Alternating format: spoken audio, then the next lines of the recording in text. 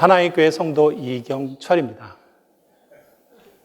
오늘 성도님들과 함께 나눌 말씀은 마태복음 22장 1절에서 14절 내용입니다. 성도님들이 너무나 잘 아시는 혼인잔치 초청 비유입니다. 제가 제목을 그거 예복 아닙니다 라고 정했습니다. 오늘 주일 예배에 초청을 받고 부르심을 받고 이 자리에 앉아 계시는데 어떤 옷을 입고 오셨습니까? 좀 곱게 차려입고 오신 분도 보이시고 또 말쑥하게 이렇게 정장을 입고 오신 분도 보이시고 또 일주일 만에 처음으로 이게 씻고 나온 듯한 모습을 가진 성도님도 보이시고 후에 보시겠지만 성경에서의 옷은 단순히 옷이 아니라 삶을 상징합니다. 어쩌면 이렇게 생각할 수도 있을 것 같아요. 예배 자리에 부르심의 자리에 앉아 계시니까 나는 이 자리에 있을 만한 합당한 옷, 예복을 입고 왔다. 이 정도면 괜찮겠다. 이런 생각을 할 수도 있을 것 같아요. 문제는 여러분이 생각한 그 옷들이 하나님이 보시기에도 합당한지 이 질문을 가지고 저랑 같이 한번 말씀으로 들어가 봤으면 합니다. 이 혼인잔치의 비유는 단순한 결혼식 초청 이야기가 아니지요. 이 초청을 거절하는 종교에 대한 심각한 경고 말씀입니다. 그 두 아들의 비유하고 또 악한 농부의 비유에 이어서 예수님은 한 가지를 반복적으로 말씀하십니다. 종교 아니다. 종교에 머물지 말고 돌이켜 나와라. 내가 주인이 되어 있는 신앙은 결국 왕의 초청을 거부합니다. 그 끝은 우리가 말씀에서 확인한 것처럼 심판이지요. 이 비유는 2000년 전 하신 말씀이지만 지금도 변하지 않는 우리들, 종교의 자리를 굳건히 지키고 있는 우리를 향해서 하시는 말씀입니다. 집안 얘기를 좀 하겠습니다. 제 집안에는 성도님들은 아시겠지만 세 자녀가 있습니다. 봄이, 여름이, 가을이. 이 큰딸 이름이 봄인데 이번에 대학을 졸업합니다. 제발 졸업해라. 자연히 이 말씀을 묵상하면서 봄이의 시집 가는 장면을 연상하게 됐습니다. 안 돼. 벌써 시집을 가니. 이런 마음이 들기도 하고, 그래, 좋은 사람 만나서 시집 가서 잘 살아라. 이런 마음이 들고 하기도 하고, 온갖 이모션이 막 밍글대는 걸 느낄 수 있었습니다. 지금도 미성숙하지만 제가 봄이를 키울 때는 얼마나 더 미성숙했겠습니까? 본의 아이에게 상처 주었던 말들, 행동들, 이런 것들이 막 생각나니까 좀 가슴이 좀 많이 아팠습니다. 아이가 이제 결혼을 한다고 하면 아빠로서 아이의 결혼잔치를 어떻게 준비할까라는 상상을 해보았습니다. 다른 건 몰라도 제가 온 마음을 다해서 아이를 도와 준비하지 않겠습니까? 누가 올지 한 사람 한 사람을 초청하면서 그 초청한 사람들이 결혼식장을 꽉 메우고 함께 기쁜 마음을 나누는 장면, 이게 제 머릿속에 꽉 차오는 순간 제가 깨달았습니다. 이 비유는 결혼잔치 이야기가 아니고 이 하나님의 마음이겠구나. 무엇보다도 이 하나님의 가슴입니다. 잔치를 정성스럽게 준비하고 그 잔치에 저나 여기 앉아 계신 성도님 한 분 한 분을 초대하는 이 마음을 꼭 느껴보실 수 있으면 좋겠다는 마음입니다. 함께 보고 또 함께 기억하며 결단하는 그런 시간이 됐으면 하는 바람입니다. 본문을 들어가기 전에 흐름을 한번 훑어보겠습니다. 이번 본문은 21장에서 22장으로 들어와 있고 이제 23장, 24장이 들어가는데 21장에서 예수님이 예루살렘에 입성하지 않습니까? 오늘입니다. 오늘이 종려주일이니까요. 입성하신 후에 성전을 비판하시죠. 성전에서 장사하던 사람들을 내쫓으시고, 그리고 성전이 있는 의미, 성전을 향한 하나님의 뜻이 무엇인지 분명히 드러내셨습니다. 그러자 우리의 그 영원한 친구들, 대제사장과 장로들, 이들이 가만히 있었습니까? 바로 반응을 하죠. 도대체 무슨 권위로 이런 일을 하냐? 우리가 지난 말씀을 통해서도 알 수 있듯이 이게 단순히 권위를 가졌냐 안 가졌냐에 대한 질문이 아닌 걸 확인할 수 있었죠. 당시 그 종교는, 유대교는 이미 그 권위가 너무나 확고히 셋업된 상태였습니다. 이미 권위가 이렇게 자리 잡고 있는데 예수님이 그 권위를 요즘 말로 하면 멍멍이 무시하시고 성전을 뒤엎는 일을 하신 것이죠. 그러니까 그들의 입장에서는 이걸 그냥 넘어갈 수가 없습니다. 그래서 이 질문 자체는 권위가 누구한테 있느냐를 묻는 질문이 아니고 예수님을 처리하기 위한 첫 번째 단계라고 볼 수 있습니다. 이 상황 속에서 예수님이 그 세 가지 비유를 말씀하시지 않습니까? 두 아들의 비유, 그다음에 포도원 농부의 비유, 그리고 오늘 혼인잔치의 비유입니다. 이 세 가지 비유의 핵심은 딱 하나였죠. 지금의 종교는 반드시 심판받는다. 그러니 돌이켜라. 이 질문에 종교인들이 돌이켰습니까? 안 했죠. 다시 세 가지 방식으로 예수님께 도전을 합니다. 여러 질문을 던지면서 예수님을 곤란하게 만들려고 했지만 예수님이 누구십니까? 게임이 안 되죠. 오히려 메시아적 질문을 반문하시고 그 반문을 통해서 종교인들은 자기 모습, 즉 편면적인 종교의 한계와 자가당책을 드러내게 됩니다. 그리고 이어지는 23장에서 종교 저지자를 향한 예수님의 선언이 나오시죠. 화 있을지언정 7번이나 반복됩니다. 종교의 위선과 거짓을 만천하에 드러내는 강한 책망이십니다. 그리고 24장에 가면 예루살렘의 멸망이 나오고 예루살렘 멸망이 나오니까 당연히 세상 끝의 모습도 보여지게 되는 것입니다. 이 말씀의 흐름은 예수님이 십자가를 지시기 바로 그 전 한 주간에 벌어진 이야기입니다. 특히 화요일에 많이 집중되어 있습니다. 제가 생각을 해봤습니다. 예수님은 아니지만 내가 며칠 뒤에 십자가를 질 걸 알고 계셨습니다. 십자가를 질 걸 알고 계신 상태에서 지금 성도님이나 저나 듣는 이야기를 같이 선포하고 계신 것입니다. 그렇게 상상하니 이 말씀의 무게가 얼마나 무거운지 제 가슴에 고스란히 다가왔습니다. 저희도 지금 같은 시간의 흐름 속에서 같은 말씀을 듣고 있습니다.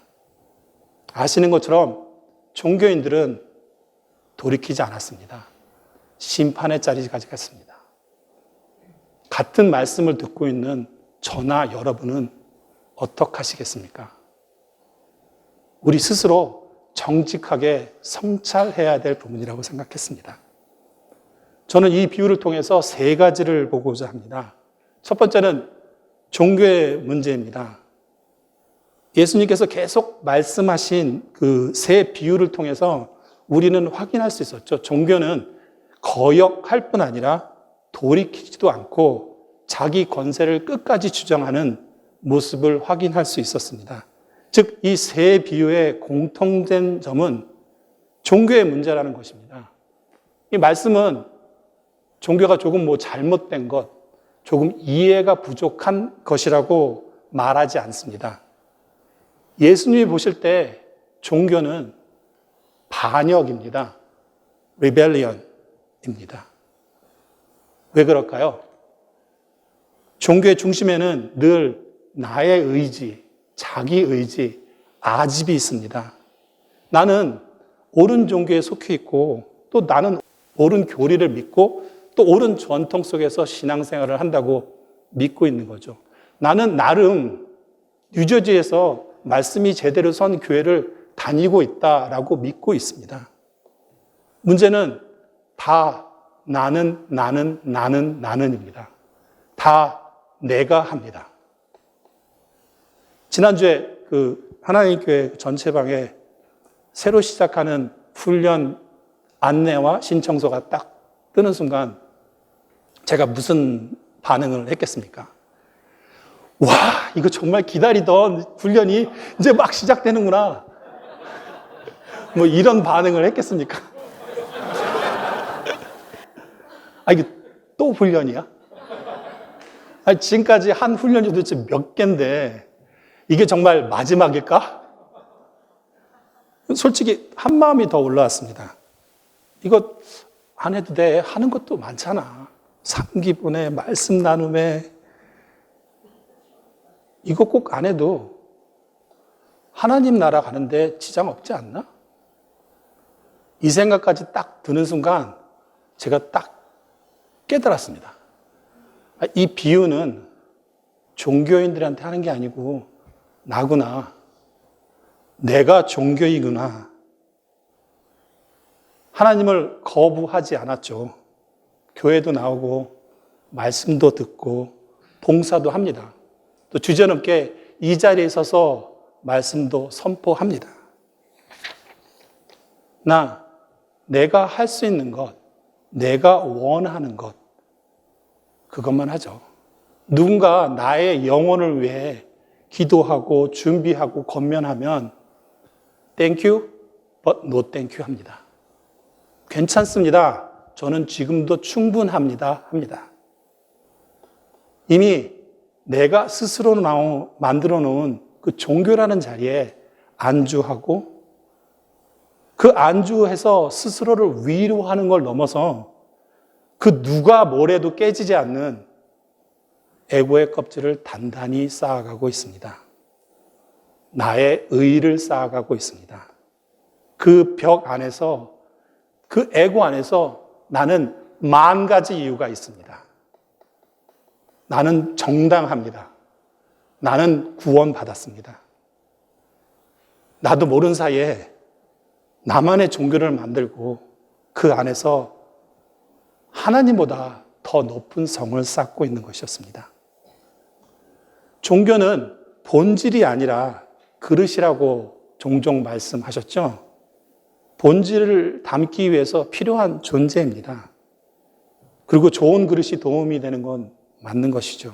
그런데 그릇 자체가 본질이 되는 것은 아니죠. 여기 컵이 있는데 이 컵이 금으로 만들어졌다 해도 물이 없다면 사람을 살릴 수 없습니다.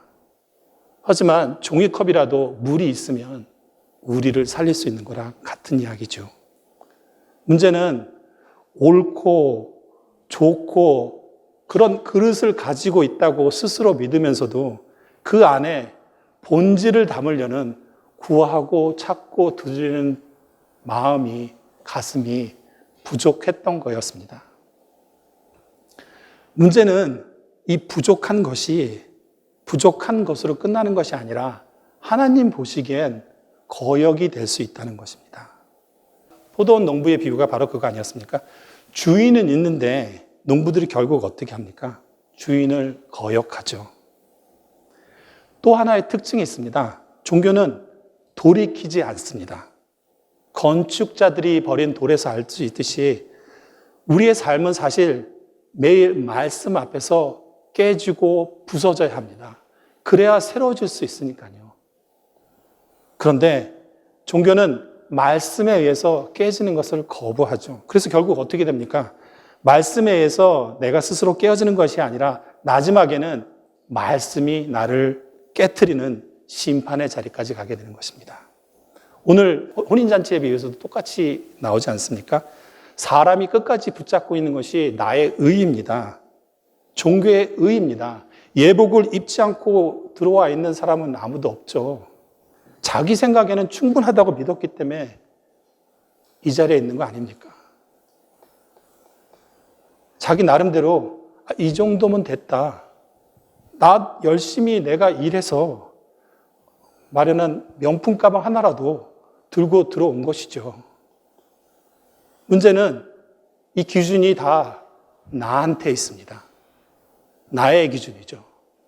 나의 기준이라는 것이 하늘의 기준이 될 수는 없죠. 땅의 기준으로 낮아지는 것입니다.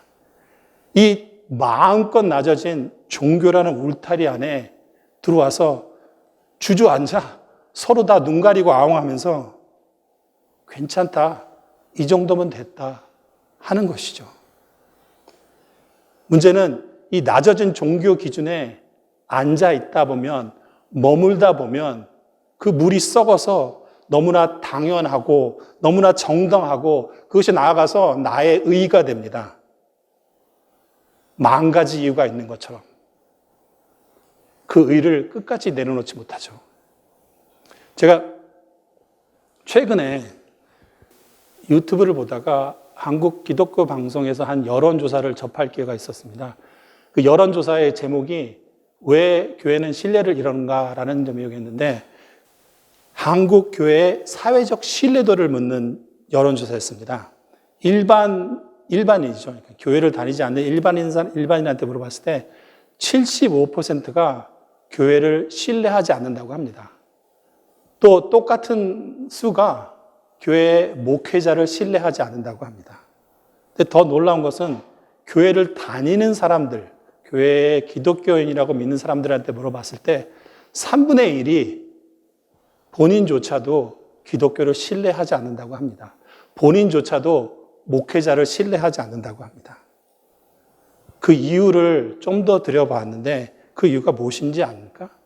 놀라운 것은 이 사람들이 신뢰하지 않는다고 이유한 그 가장 중요한 거는 나만 옳다는 태도라고 합니다. 종교적 의의를 내세우는 모습 때문이라고 합니다.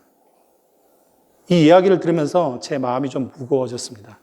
저는 2000년 전에 하시는 말씀을 나누고 있는데 그 말씀하신 비유가 2000년 전 이야기가 아니라 지금 우리의 이야기입니다. 사람들은 교회를 보고 하나님의 가슴, 마음을 느끼는 것보단 사람의 기준, 종교의 의의를 훨씬 더 많이 경험하고 있습니다. 사랑보다는 판단을, 또 품음보다는 구분을 훨씬 더 많이 경험하고 있는 것입니다. 말씀을 만나서 깨어지는 삶이 아니라 습관처럼 따라했던, 그것도 베어 미니멈, 종교의 형식과 절차가 나의 몸에 배고 그것에 나의 의의가 더해져서 무소불위 유아독전, 무서운 존재로 거듭납니다. 이번 주 비유에서 예수님께서 그렇게 말씀하시죠. 살인한 자들이라고. 살인한 자들이 되는 것입니다. 이것이 종교의 심각성입니다. 하나님의 길을 버리고 끝까지 자기 길을 주장하는 것. 그래서 결국 내가 하나님의 역할을 하는 것. 그것이 종교입니다. 두 번째로 볼 수 있는 건 천국은 인격이라는 사실입니다. 나됨, 사람됨은 결국 무엇으로 결정됩니까? 어떤 인격을 만나는가로 결정됩니다. 도둑들이 모여있는 그 굴에서 태어나고 자란 아이가 있다면, 평생을 그것만 보고 자랐다면 그 아이가 도둑이 되는 건 이상한 일이 아니지요. 결국 내가 어떤 인격을 만나는가에 따라서 나는 어떤 사람이 되는지가 많이 결정이 됩니다. 천국은 바로 왕의 인격을 만나는 자리입니다. 이 왕이 저나 여러분을 어디로 초청하십니까? 왕이 베풀 수 있는 최상의 잔치로, 가장 좋은 것으로 저나 여러분을 초청하고 있습니다. 그런데 사람들이 어떻게 했죠? 거절했죠. 잔치를 거절한 것이 아니라 왕의 인격을 모독한 것입니다. 근데 여기서 왕이 어떡하십니까? 다시 종을 보내십니다. 다시 보내서 내가 모든 것을 준비했으니 꼭 와라 하십니다. 하나님의 선하심 아니시겠습니까? 심판할 자리에서 다시 초청하시는 하나님의 긍휼 아닙니까? 이 선하심과 긍휼을 우리가 잘 만날 수 있는 사건이 있죠. 아시죠? 네, 십자가입니다. 왕이 왕의 자리를 내려놓으신 사건입니다. 왜 그러셨어요? 저나 여러분을 왕으로 세우시기 때문이 아니었습니까? 저나 여러분을 하나님이 유업자로 세우시기 위해서 그러신 거 아니셨습니까? 그런데도 우리는 어쩌면 그 초청을 여전히 거절하고 있는지 모르겠습니다. 하나님의 가슴을 모르기 때문이죠. 제가 좀 전에 훈련 예화를 들었지만 그 훈련을 준비하면서 기도하면서 훈련 속에서 피어날 성도들을 상상하면서 또는 이것들을 이번엔 얼마나 괴롭힐까 이런 상상을 하면서 그 준비했을 훈련 인도자의 마음을 내가 조금만이라도 느꼈다면 그런 마음이 들지는 않았을 것입니다. 호세아가 말씀하시죠. 여호와를 알사 힘써 여호와를 알자. 소는 그 인자를 알고 나귀는 그 주인의 구유를 아는데 이스라엘은 알지 못하고 내 백성은 깨닫지 못하는다. 이사야 선지자가 말씀하셨습니다. 성경은 이런 사람을 맹인이라고 부릅니다. 하나님을 모르는 사람이죠. 본질의 세계를 보지 못하는 사람들입니다. 이 맹인들은 하나님의 초청을 은혜로 보지 않고 위협으로, 그래서 비유 속의 사람들이 종을 잡아서 죽이지 않습니까? 이것이 종교의 삶입니다. 이 비유에서 죽임을 당한 종들은 예수님 시대뿐 아니라 그리고 동시에 사도 시대의 이야기이기도 합니다. 사도행전에 보면 잘 나와 있는데 사도행전 5장을 보면 그 예루살렘 교회가 시작되자마자 유대 종교자들이 사도들을 붙잡죠. 그리고 채찍질하며 예수의 이름으로 말하는 것을 금하고 노니라고 적혀 있습니다. 또 12장에 가니 헤롯이 베르도르를 잡아 죽이려고 했지만 하나님 천사가 나와서 감옥에서 이제 풀어주게 하시죠. 또 16장에 가면 바울과 그 동역자인 그 실라는 빌립보에서 그 종이죠. 여종에게 그 점을 보는 여종이었는데 귀신을 쫓아냈다는 이유로 매를 맞고 감옥에 갇히게 됩니다. 그뿐입니까? 스데반을 돌로 쳐서 죽입니다. 그뿐입니까? 사도 요한의 형제 야고보를 칼로 찔러 죽입니다. 이 모든 일을 한 사람이 누굽니까? 종교 권력을 가진 사람들이었습니다. 살인한 자들입니다. 그런데도 자신은 옳다고 생각합니다. 자신은 그럴 만한 이유가 있다고 생각했으니까 살인을 저지른 것입니다. 자기 생각엔 아주 정당하고 당연한 일입니다. 좀 벗어난 이야기이긴 하지만 이 부분에서 제가 요즘 매일 뉴스를 보면 정말 많은 사람들이 죽어갑니다. 생딸 같은 애들이 한 학교에서 공부하러 갔다가 폭탄에 맞아 몇백 명이 죽어 자빠집니다. 그런데도 누군가의 머릿속에선 이게 정당하다고 생각하고 있는 것입니다. 다른 권위가 들어오는 걸 견디지 못하죠. 누가 옆에서 바른 말을 해주면, 옳은 말을 해주면, 권면을 해주면 절대 귀에 들어오지 않습니다. 이미 그 자체가 전통이 되고 의가 되었기 때문에 어디서부터 도대체 잘못된 것일까요? 이 악순환은 도대체 어디부터 잘못된 것일까요? 그 이유를 창세기에서부터 찾아보기로 했습니다. 3가지 말씀을 하셨습니다. 결코 죽지 아니하리라, 하나님같이 되리라, 또 선악을 알게 되리라. 결코 죽지 아니하리라는 말은 현상이 전부란 얘기죠. 지금 보이는 삶이 절대화되어 있습니다. 또 하나님같이 되리라는 말은 내 생각이 하나님 말씀보다 위에 있다는 얘기죠. 종교 안에서 우리는 다 하지 않습니까? 예배를 할지 말지, 또 말씀을 따를지 말지, 또 말씀 평가도 하지 않습니까? 말씀이 좋네, 안 좋네, 기네, 짧네. 오늘 말씀은 제가 스스로 알아서 판단을 할 테니 오늘 말씀은 제발 난도질을 하지 말아주길. 또 선악을 알게 되리라. 모든 것을 보이는 평면적인 기준으로만 판단하니 이렇게 되면 결국 하나님의 권위에 나 스스로를 내려놓을 수가 없죠. 종교는 하나님을 거부하지 않습니다. 하나님을 대신하려 하죠. 그런데 성도님이나 저나 경험해 보았지만 말씀을 만나면, 하나님 가슴을 만나면 어떻습니까? 아프죠. 그 말씀 앞에 나를 온전히 내어드리면 내가 죄인이라는 것밖에 고백이 무엇이 더 나올 수 있겠습니까? 그 사실이 나를 무너뜨리죠. 나의 에고를 무너뜨리죠. 다윗이 이렇게 고백하지 않았습니까?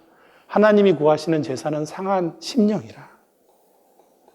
상하고 통해하는 심령을 하나님은 멸시하지 않으시죠.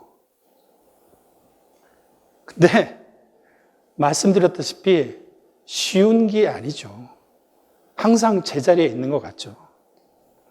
그래서 제가 오늘 성도님들한테 아주 쉬운 길을 하나 알려드릴게요. 저만 따라 하시면 됩니다. 세상 시간과 종교 시간을 분리해서 찾아보세요. 스위치 하나로 딱 켜시면 됩니다. 세상에서는 마음대로 사시고 종교 시간엔 종교 활동만 하시면 돼요. 너무 쉽지 않습니까? 주일에는 다들 천사 되시면 돼요. 뭐 박천사, 조천사, 김천사. 그리고 월요일이 되면 who knows. 주중 내내 우리 마음대로 삽니다. 그 삶 속에서 하나님 절대 넘버원 되지 않습니다. 그리고 주일만 되면 옷 갈아입고 분장하고 주님께 나와서 마치 주님이 넘버원인 양 주 찬양하고 눈물 흘리고 합니다. 다들 그러니까. 죄송합니다. 이 정도면 미친 거 아닙니까? 이게 종교입니다. 이게 저의 이야기입니다. 결과 본문 7절에서 볼 수 있습니다. 임금이 노하여 군대를 보내어 그 살인한 자들을 진멸하고 그 동네를 불사르고. 마지막 세 번째로 이 비유가 보여지는 것은 새 시대가 열렸다는 것입니다. It's a good news. 저나 성도님들이 살아갈 수 있는 유일한 길을 또 열어주셨습니다. 예수 그리스도 안에서 새 시대가 시작되었습니다. 이 시대는 자격이 있는 사람만 들어오는 시대가 아닙니다. 누구든지 주의 이름을 부르는 자는, 하나님의 은혜를 받은 자는 이 잔치에 참여하게 됩니다. 그래서 마태복음에서 계속 강조하는 것이 어린아이 아닙니까? 어린아이는 아빠가 부르면 오고 주면 갖고 합니다. 그래서 정말 그 어린아이와 같은 심정을 가진 사람들로 이 잔치가 채워지는데 여기 딱 한 사람이 있습니다. 왕이 준비한 예복을 입지 않은 사람입니다. 자기 옷을 입고 들어왔습니다. 자기 생각엔, 내 생각엔 충분하다고 생각했습니다. 이 정도면 예복 가치 있지. 하나님 눈에 딱 걸렸습니다. 친구여 바로 나오지 않습니까? 어찌 예복을 안 입었느냐. 여기서 친구여라는 단어가 참 재미있는 단어입니다. 헤타이레라는 다른 말로도 쓰였는데 이 본문에서 쓴 건 헤타이레라는 말인데 마태복음에서는 심판 직전에 항상 불려졌던 그 칭호입니다. 그 전에 봤었는데 20장 13절에 보면 포도원 품꾼 비유에서 하나님의 은혜를 전혀 이렇게 느끼지 못하는 종에게 주인이 그 종 한 사람에게 대답하여 이르되 친구여 내가 내게 잘못한 것이 없노라 라고 말씀하시고, 또 마태복음 26장에 가면 가룟 요다가 그 짓을 벌이려고 할 때 예수께서 말씀하시죠. 예수께서 이르시되 친구여 내가 무엇을 하려고 왔는지 행하라. 그리고 오늘 말씀 친구여 어찌하여 예복을 입지 않고 여기 들어왔느냐. 공통점은 겉으로는 안에 들어와 있던 사람입니다. 이너 서클에 있던 사람들입니다. 하나님 나라에 들어와 있는 것처럼 보였던 사람들입니다. 그렇지만 실제로는 그렇지 않은 사람에게 하신 마지막 호칭입니다. 혹여 꿈에 주님이 나타나셔서 친구여 그러면 드디어 나의 때가 왔구나 살려주십시오 하고 납작 엎드리시기를. 여기서 예복에 대해서 우리 같이 잠깐 한번 들여다보겠습니다. 성경의 특징 중에 하나가 아까도 말씀한 것처럼 그 삶을 옷으로 표현한다고 제가 말씀드리지 않았습니까? 사실 이건 성경뿐만 아니고 모든 문화가 다 그렇지 않습니까? 옷을 보고 우리가 어느 정도 판단하지 않습니까? 쟤는 왜 오늘 저딴 식으로 옷을 입었냐 뭐 이런 식으로. 죄송합니다. 저는 수준이 낮아서 그런지 저는 가끔 그랬던 것 같습니다. 옷은 또 직업을 나타내기도 하고 지위를 나타내기도 하고 권위를 나타내기도 하죠. 자주 있는 일 아닌데 아내가 가끔 친한 친구들을 만나러 나갈 때 옷과 집에 있는 옷값은 하늘과 땅 차이입니다. 이게 같은 여자가 맞나 싶을 때도 있습니다. 사람은 그 옷을 입고 사는 존재이기 때문에 옷이 그 사람의 삶을 보여주는 역할을 하죠. 성경도 똑같습니다.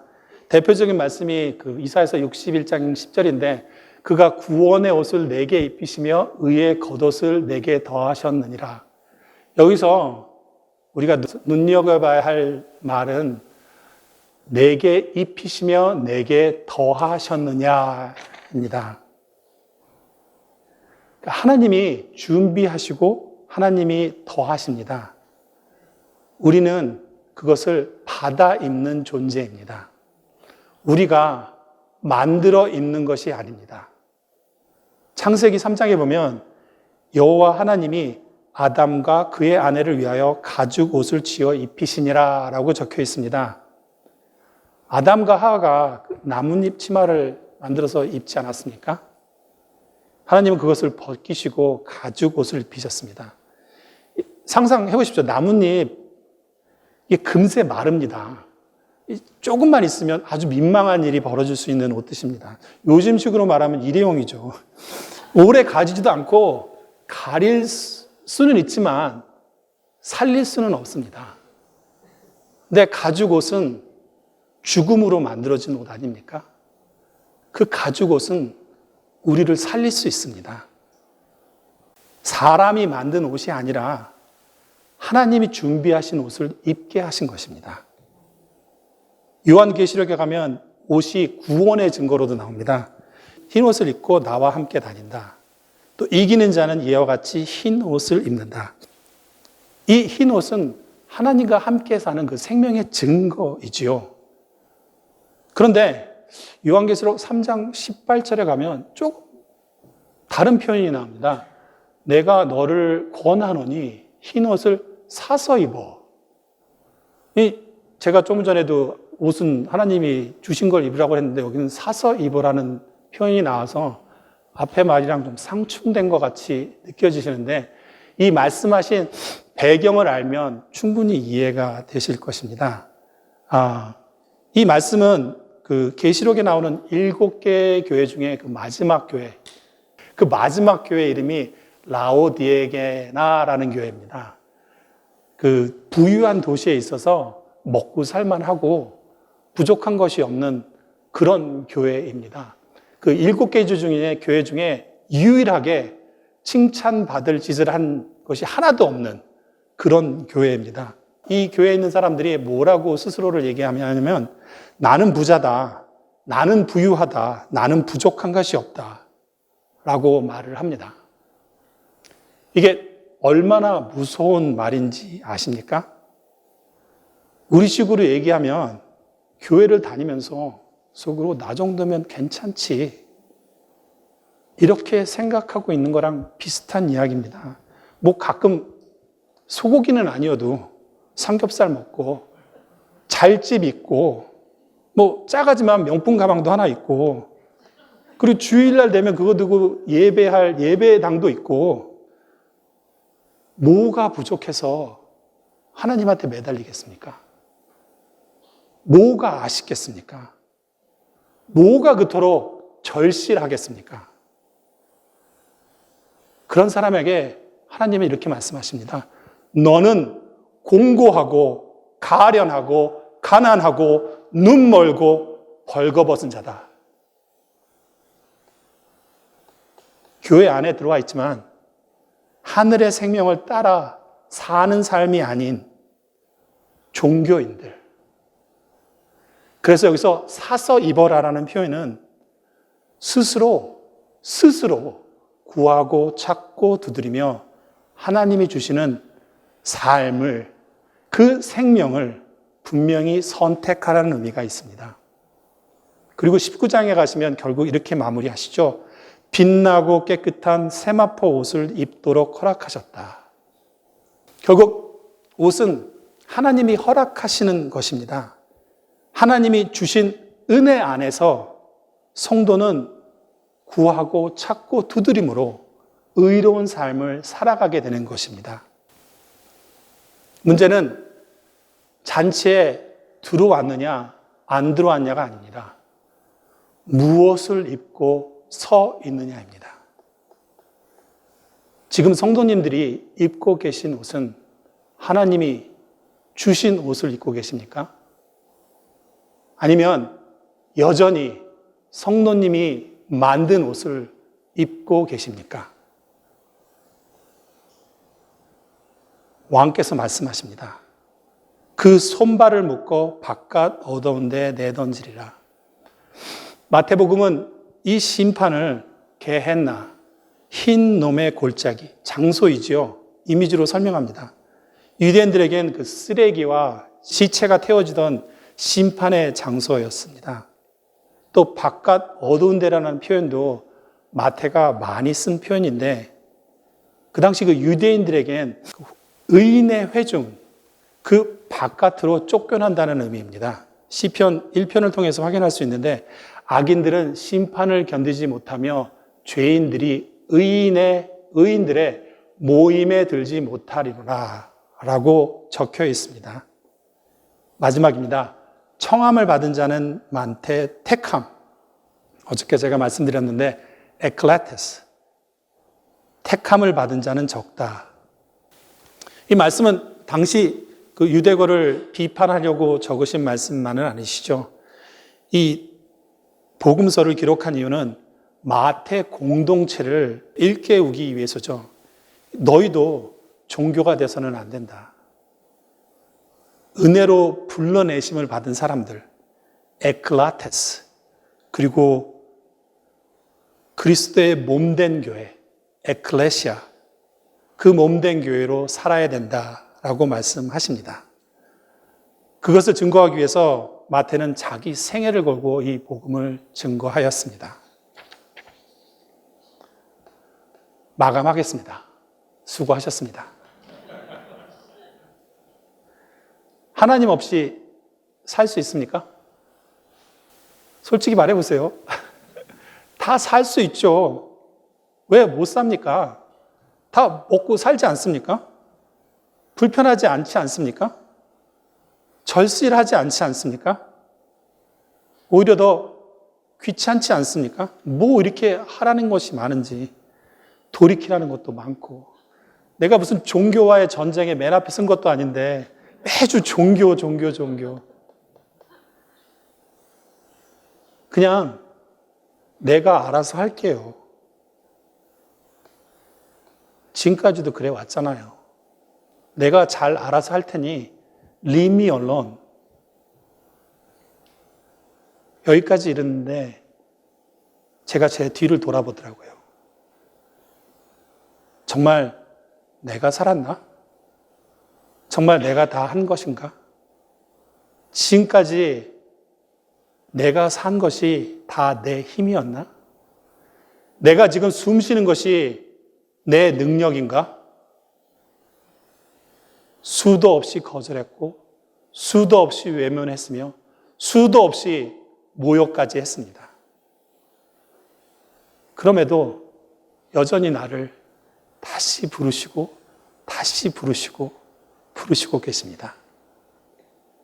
그 부르시는 마음 때문에, 그 부르시는 사랑 때문에 나의 그 시간, 나의 그 심판의 시간이 아주 잠깐, 아주 조금 유예되어 있는 것은 아닐까요?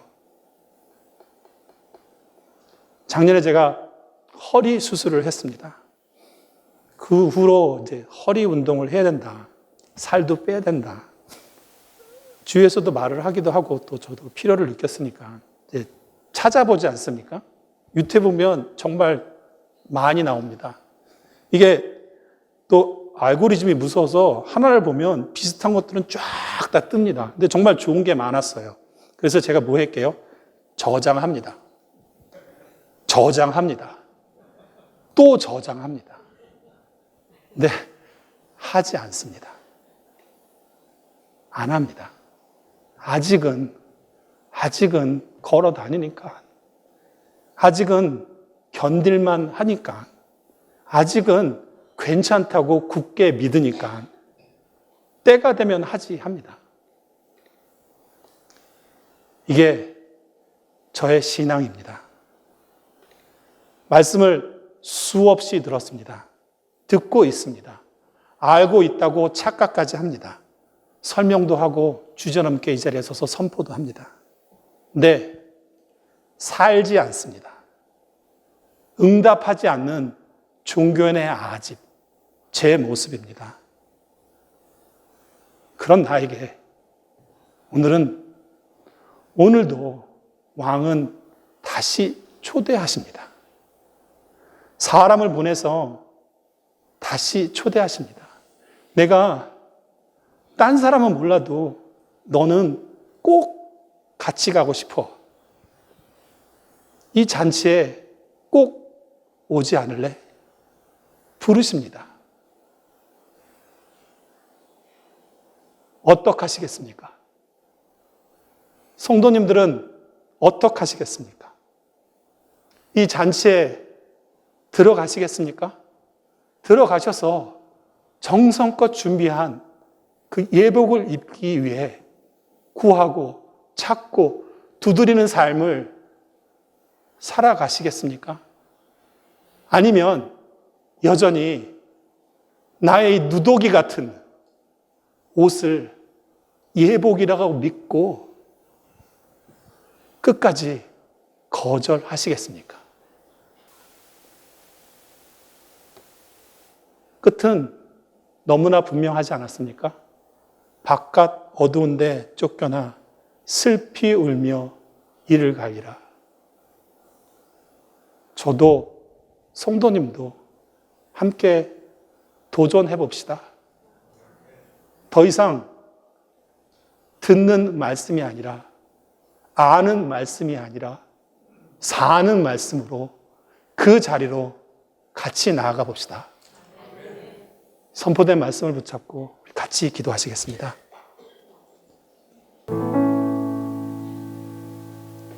하나님,